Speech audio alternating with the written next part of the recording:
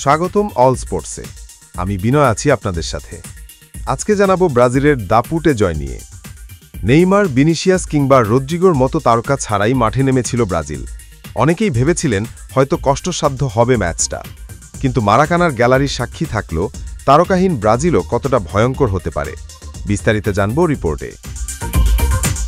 চিলির বিপক্ষে এক পেশে ফুটবল খেলেই ৩-০ গোলে দাপুটে জয় তুলে নিয়েছে ৫ বারের বিশ্ব চ্যাম্পিয়নরা। ব্রাজিলের হয়ে গোল করেন নতুন তারকা এস্তেভাও, লুকাস পাকেতা আর ব্রুনো গিমারেশ। প্রথমার্ধে গোলের জন্য কিছুটা অপেক্ষা করতে হলেও ৩৮ মিনিটে অবিশ্বাস্য এক বাইসাইকেল কিকে জালের দেখা পান এস্তেভাও। জাতীয় দলের জার্সিতে এটি তার প্রথম গোল, আর সেটিই ছিল ম্যাচের মোড় ঘোরানো মুহূর্ত। দ্বিতীয়ার্ধে বদলি হিসেবে নামা লুইস হেনরিক যেন ব্রাজিলের আক্রমণে নতুন মাত্রা যোগ করেন।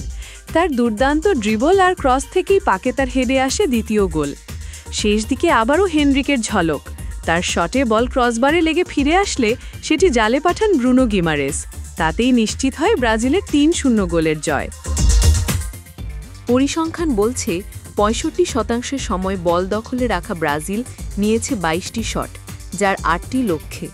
অন্যদিকে ৩৫% বলের দখল রাখা চিলি একটিও শট রাখতে পারেনি টার্গেটে। এই জয়ের পর দক্ষিণ আমেরিকার বাছাইয়ে ১৭ ম্যাচে ২৮ পয়েন্ট নিয়ে ২-এ রয়েছে ব্রাজিল। অন্যদিকে ১০ পয়েন্ট নিয়ে তলানিতে চিলি। নেইমারকে ঘিরে যত বিতর্কই থাকুক না কেন, আনচেলত্তির ব্রাজিল প্রমাণ করেছে সেরাদের ছাড়া হলেও তাদের দাপট কমেনি এক চুলো। এই ছিল আজকের সর্বশেষ আপডেট। চ্যানেলে নতুন হলে সাবস্ক্রাইব করুন। এতক্ষণ অল স্পোর্টসের সাথে থাকার জন্য ধন্যবাদ।